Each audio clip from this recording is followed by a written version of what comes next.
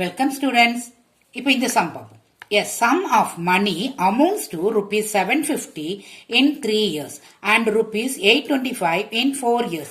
The sum is what ன்னு கேக்குறாங்க. Okay, ஒரு மணி கொடுக்க, அந்த மணி வந்து பிரின்சிபல் உங்களுக்கு இல்லையா, பிரின்சிபல் வந்து 750 ஆகுது 3 இயர்ஸ்ல, அது 4 இயர்ஸ்ல 825 ஆகுது, ஐ மீன் 825 ஆகுதுன்னு சொல்லிட்டாங்க. அப்ப சம் என்னன்னு கேக்குறாங்க. Okay, so simple interest for 1 இயர்க்கு எவ்வளவு கண்டுபிடிப்போம், இதுல இருந்து 3 இயர்ஸ் 4 இயர்ஸ் இருக்கு இல்லையா, அப்ப 4ல இருந்து 3 மைனஸ் 1 இயர் கிடைச்சிடும் இல்லையா. சோ 825 மைனஸ் 750 = 75 வருது. 1 இயர்க்கு 75, அப்ப 3 இயர்ஸ்க்கு உங்களுக்கு 75 into 3, சோ இந்த அமௌண்ட் உங்களுக்கு வரும், ஐ மீன் rupees 225 வருது உங்களுக்கு. இப்ப சம் ஈக்குவல் டு எவ்வளவு உங்களுக்கு 750ல இந்த இன்ட்ரெஸ்ட நம்ம மைனஸ் பண்ணா நம்மளுக்கு பிரின்சிபல் வந்துருமா.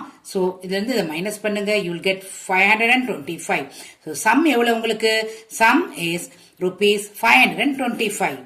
okay students, educate to elevate.